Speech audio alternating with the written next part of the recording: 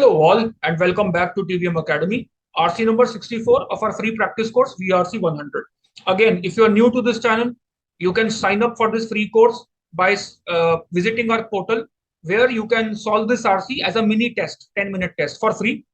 So please solve this RC first before you watch this video. The link to our portal is available in the description box. A quick synopsis of the passage. So in the first paragraph, author tells us that the Canon Lawyers Association was not as disciplinary in nature as it was supposed to be.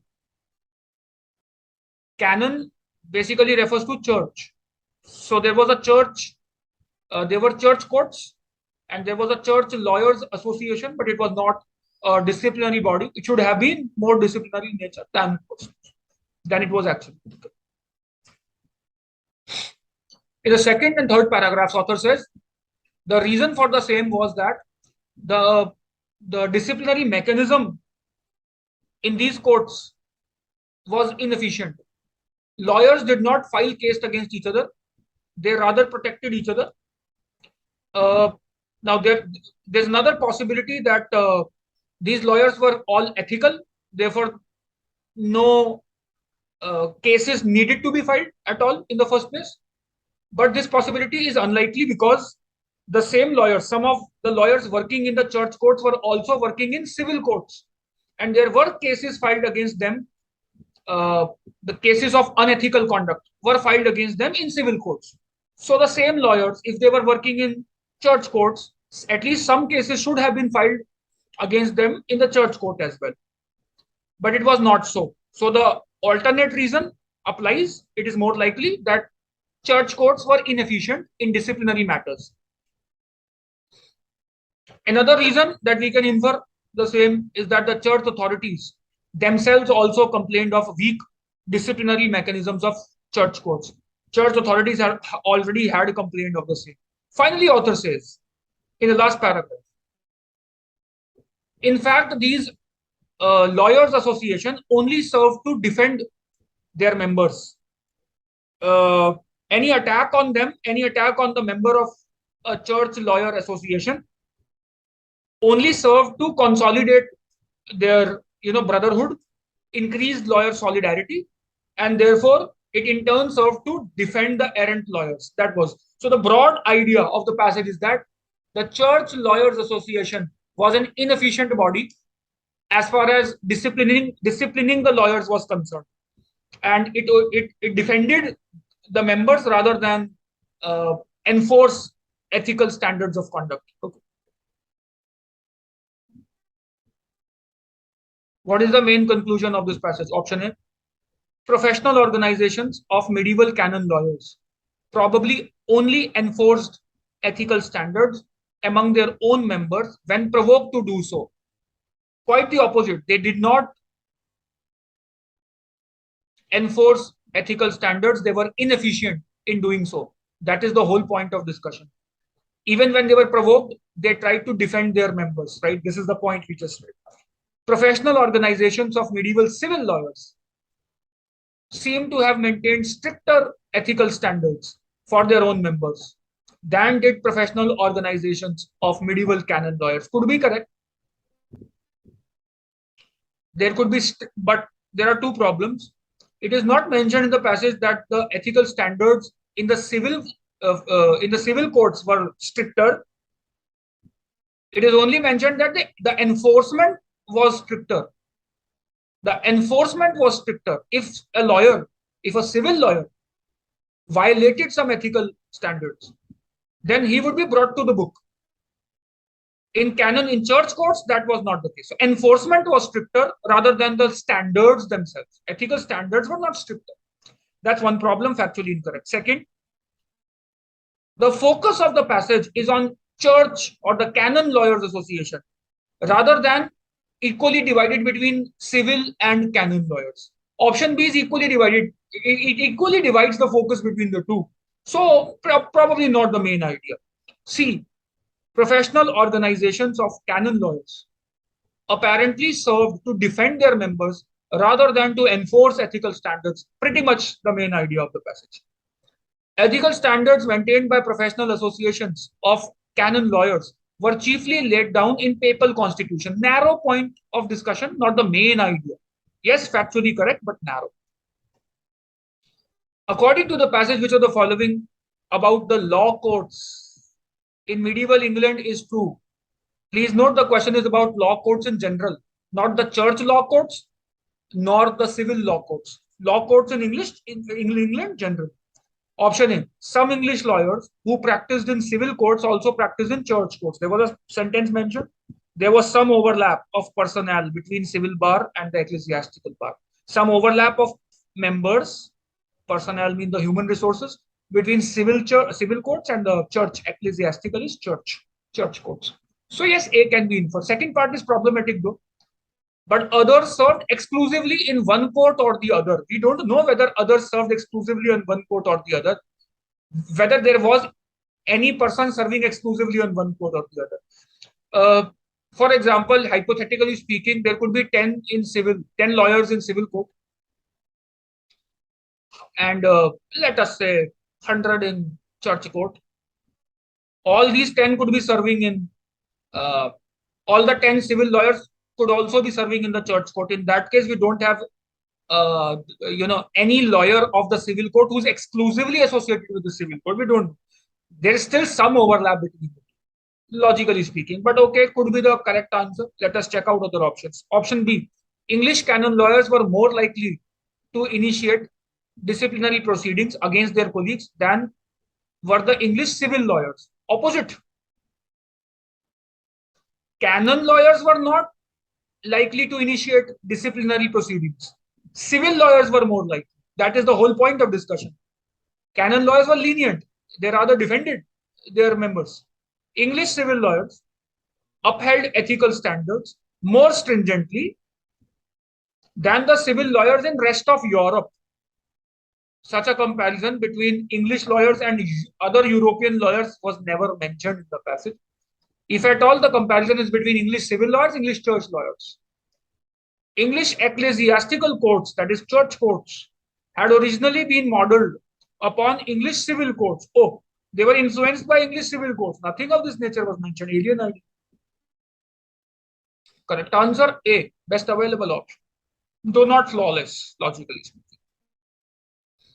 According to the information in the passage, for which of the following ethical violations would documentation of disciplinary action against a canon lawyer be most likely to exist? Check out the facts of the question first. Understand the question demand. Documentation would exist for which of the ethical violations by a canon lawyer? The passage mentions now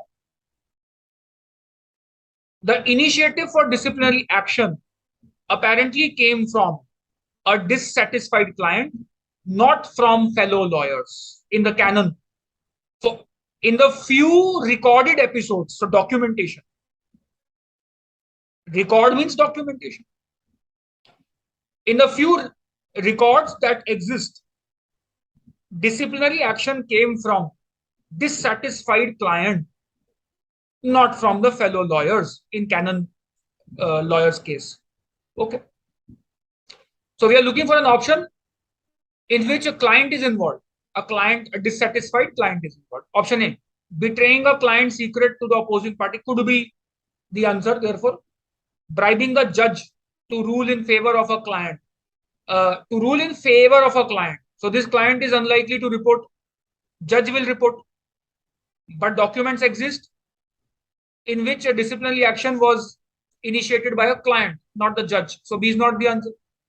Misrepresenting credentials in order to gain admission to lawyer's guild. Again, client involvement is not there. No client is involved here. Unlikely to be documented. Spreading rumors in order to discredit an opposing lawyer. So in this case, the opposing lawyer should have initiated an action. But passage tells me the record exists only of client actions, client litigations. So D would also be unlikely. Correct answer A. Which of the following is most analogous, parallel, logically parallel to the professional solidarity referred to in the passage. What is the professional solidarity? Here it was mentioned that criticism of canon lawyers had a paradoxical result. They reinforced the professional solidarity of the lawyers. So they became more connected. Brotherhood feeling was more there. Okay, you criticize us, we will, come together and we will, support each other. We'll defend each other, even if the other person is in the wrong. We'll defend him because he's a brother. So that kind of professional solidarity among lawyers existed. Now we have to find out a logical parallel of such a solidarity. CR-based question, critical reason. Option A: members of a teachers' union go on strike. Members of a teachers' union go on strike, okay, when they believe one of their colleagues to be falsely accused. The problem here is falsely accused. If one of the colleagues is wrongly accused, then it is right to go on strike. That kind of solidarity is okay. The kind of solidarity mentioned in the paragraph, suggests that even when the colleague was wrong, they still took stand in support of this particular guy. Here they are taking a stand because their colleague has been wrong. He is not in the wrong, he has been wrong. So option is, slightly different from what we need. In order to protect the reputation of the press in the face of a largely hostile public, okay, a journalist conceals distortions in a colleague's news article. Wow. Please understand, the colleague distorted some facts. They were distortions. So he was in the wrong. But this journalist, to protect him, to defend him, hides those factual distortions or hides those errors just to defend to defend the reputation of the press, which is parallel to which is solidarity, standing up even when your colleague is wrong. This is the kind of solidarity mentioned in the passage. Option B could be the correct answer. Option C: several dozen recording artists agreed to participate in a concert to benefit an endangered environmental habitat. Where is defending their own kind, defending their brethren? Where is that happening? It is defending the environment and not defending their own colleagues.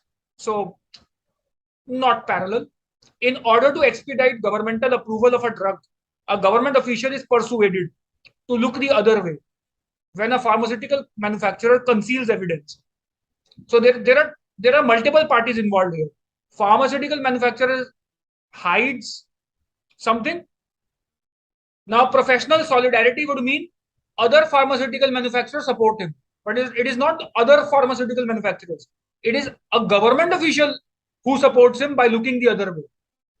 So it is not professional solidarity that we are looking at, right? It is interdepartmental solidarity rather than departmental or community solidarity. So option D is again not parallel. Correct. Best option available, B. Passage suggests that which of the following is most likely to have been true of medieval guilds in general, not the lawyers' guild. Guilds in general. Few guilds of any importance existed. Alien idea altogether. That they were not important. Not many important guilds existed. Alien idea. Many medieval guilds exercised influence over the actions of their members. Tempting choice. Now, by the mid-14th century, professional associations of canon lawyers had appeared in most of the Western Europe, and a body of professional standards had been defined for them. One might expect that the professional associations would play a prominent role in enforcing these standards of conduct, as other guilds often did. This is our clue, which means other guilds did enforce ethical standards upon their members.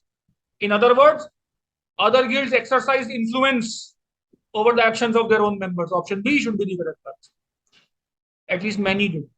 Most medieval guilds maintained more exacting ethical standards than did the Association of Canon Lawyers. The problem word here is most. Most would mean greater than 50%. Number is not known. We know that others had stricter enforcement than the Lawyers Guild had, the Canon Lawyers Guild had. We know that. But what percentage? We don't know. Medieval guilds found it difficult to enforce discipline among them, or contradictory. Because of the sentence we just read, they did enforce ethical standards upon their members. So option B should be the correct answer. Hope you enjoyed moderate level passage. Interesting read. Until next time, bye bye. All the best for your preparation. Cheers to you.